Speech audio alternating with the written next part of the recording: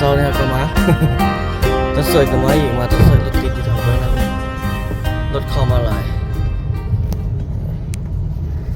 โอ้ในประตูต้นไม้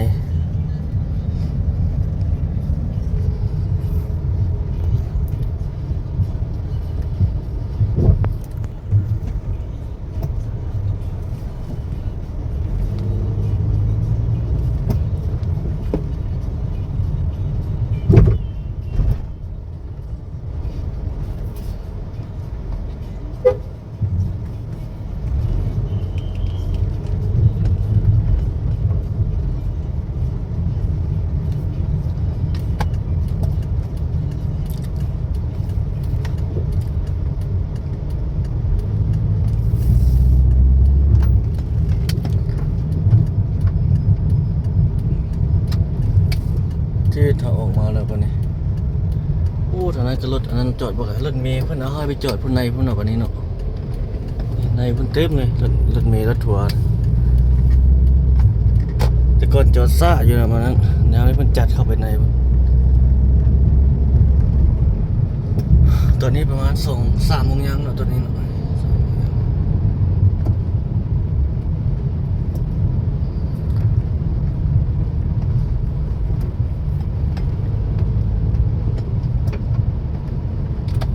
รถคือว่าหลาย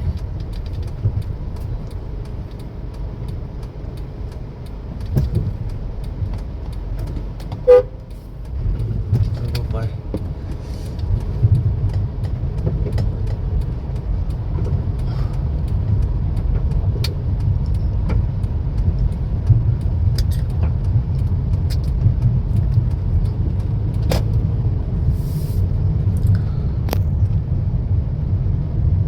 เช้า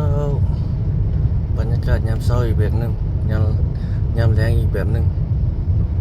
โอ้ฝุ่น PM หลายทุกคนมื้อนี้ท้องฟ้าเมามัว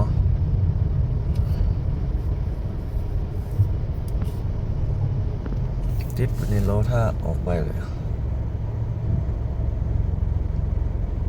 ทางนี้นี่ปิดนะเขาเจ้ากำลังเฮ็ดมี3 ชั้น 4 ชั้นมื้อนี้สำนักงานตำรวจเป็นสถานที่ราชการอันนี้คือบรรยากาศทางเข้าสนามบินทุกคนเลยตอนนี้เขาออกตัวนี้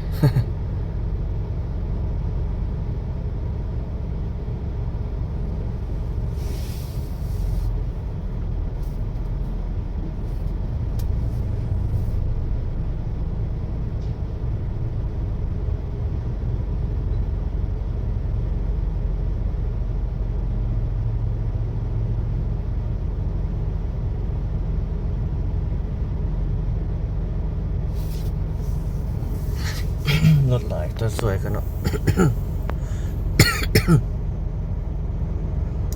ใกล้ที่จะออกไปแล้ว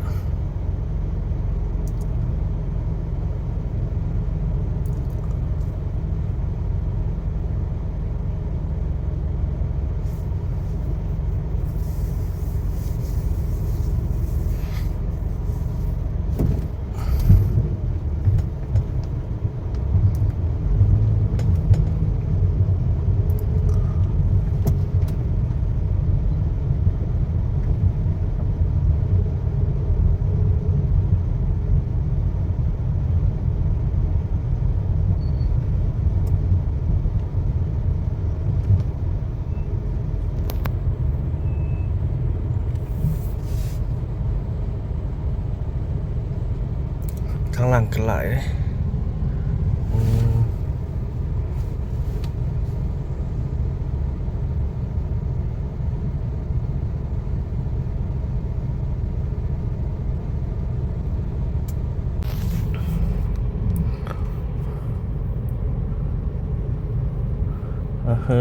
ติด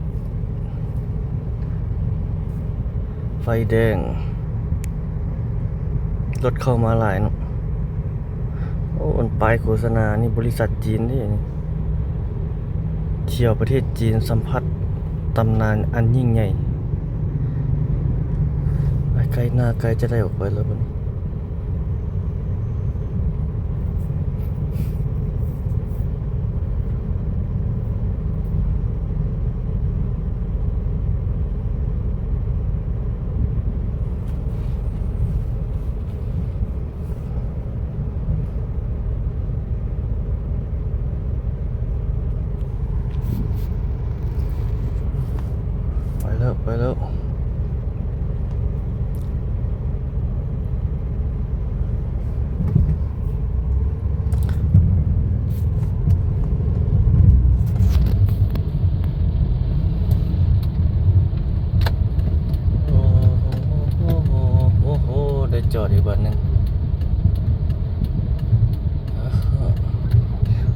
ายเนาะอืมได้จอดบัดนี้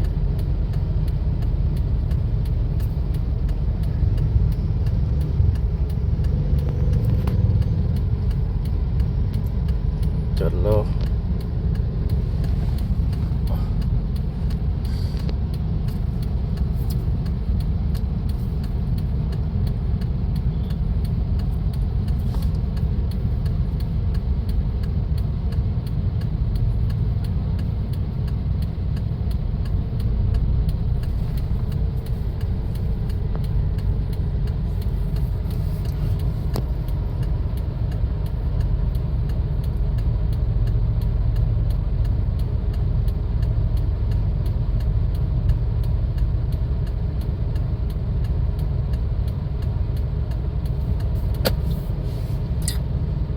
พาไปเบิ่งทางหน้าเนาะทุกคนเนาะ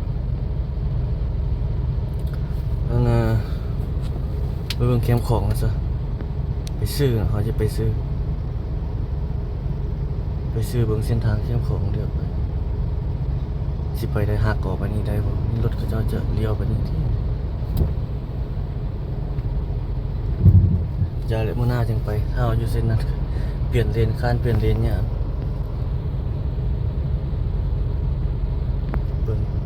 เบิ่งจังหวะรถก่อนคันมันไปง่ายครับจะไปซื้อเนาะถ้ามันนั้นนะเขาสิเลี้ยวมันไกลเสียไปเส้นทางเข้มของเขาก็หากรรมไทยวางได้นี่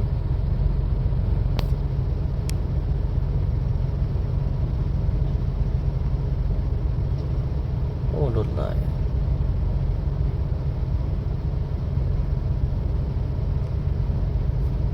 ไกลจะไปแล้ว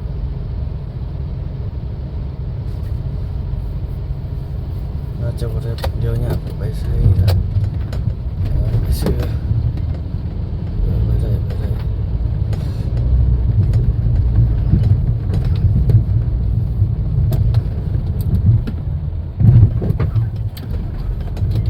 นี่เป็นธนาคารเจ้าได้นี่มาต้นสวยในแบบนี้เนี่ยจะไปเบิ่งคฤหาสน์นั่นนะทุกคนเกี่ยวไปทางนี้นิดนึง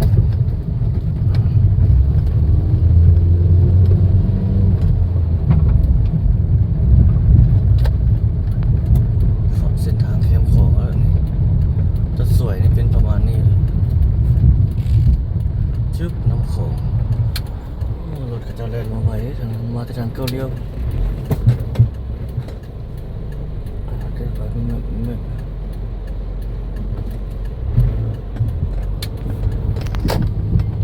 นี่แม่น้ำของเหรอเนี่ยนี่คฤหาสน์ด้านเบื้องเข้มของเดี๋ยวประมาณนี้แหละต้นสวยถามทุกคนคฤหาสน์คนรวยบางคนรวยนะเบื้องนี้น้ำของเบื้องนั้นเป็นฝั่งไทยอันนี้เส้นทางเรียบเข้มของที่จริงรถส่วนขึ้นมาจะส่วนขึ้นมาบ่ได้แต่ว่ามันห้ามบ่ได้นะทุกคน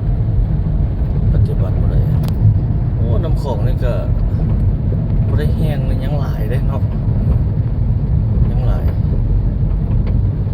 ต้นสวยประมาณนี้แหละทุกคนเขตนี้เขตห้างอาหารเขตต้นสวยแคมน้ำของ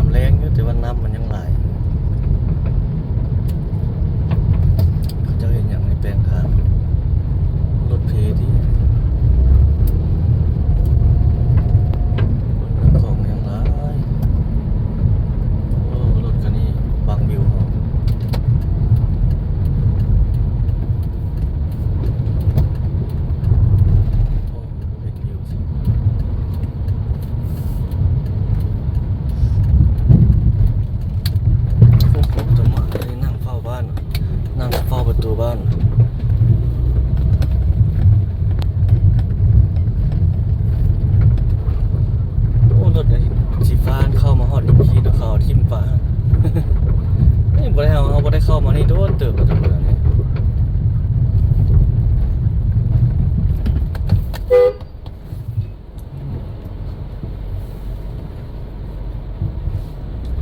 เราบ่เห็นรถมา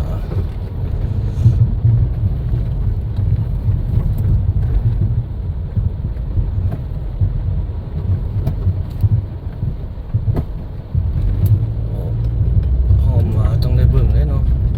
ทางเขาไปเด้เขาก็รอด้วยกันเขาบ่รอไหมตัวเลยเราออกมาเลยเราบ่รอเลย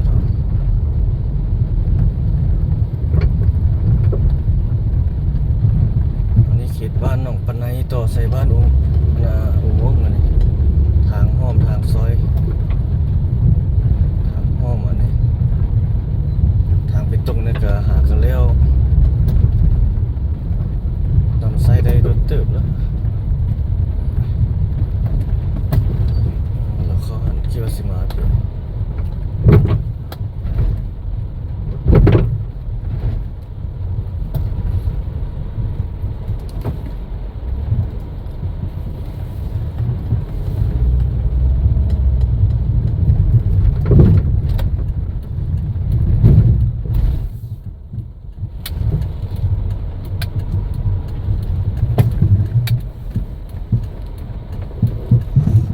เวทเยอะอยู่บ่เวทเนี่ยเวททางแคบแล้วรถเข้ามาหลาย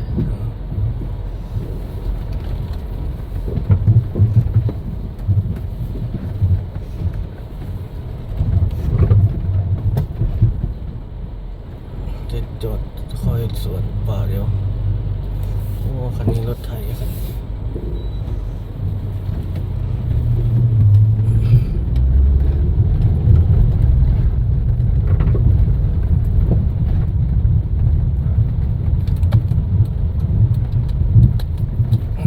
สอดใส่ทางใหญ่ไปโอ้ผมแฮมใส่เขาเจ้าเฮ็ดเลี้ยวหลายประมาณนั้นเลยนี่เขตทางเข้าด้านหลังของตลาดซันเจียนไปซื้อกันเขาจะเลี้ยวขวาลงไปแล้วนี่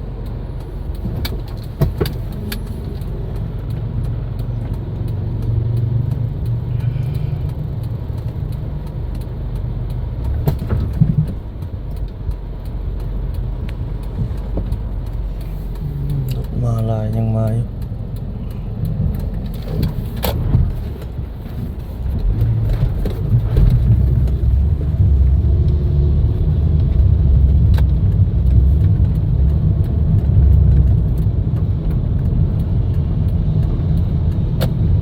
เซเว่นนี่ต้นสวยคนหลายเนาะนี่เต็มเลยเห็นปะเซเว่นนี่มันมีอาหารหลายทุกคนหลายคนน่าจะรู้เนาะเปิด24 ชั่วโมงอีกจะปรับปรุงใหม่นี่เขียนว่าอุโมงค์จะเศร้าอยู่เลยต้นสวยของเมื่อวันที่26ทุกคน16ทุกคนเดือน1 2026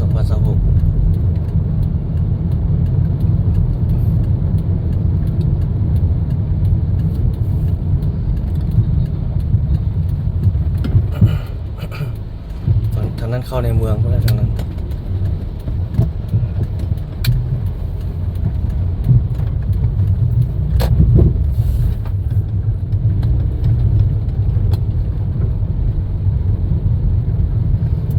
ทางหน้านี่มีโรงแรมกำลังก่อสร้าง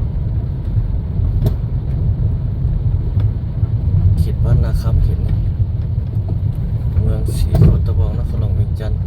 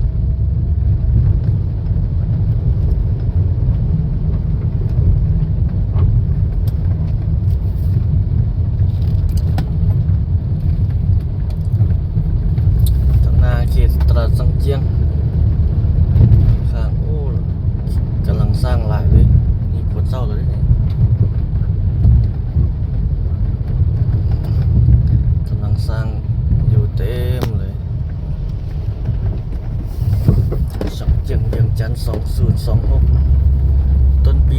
2026เนาะเอาขอบใจทุกท่านครับชมทุกคน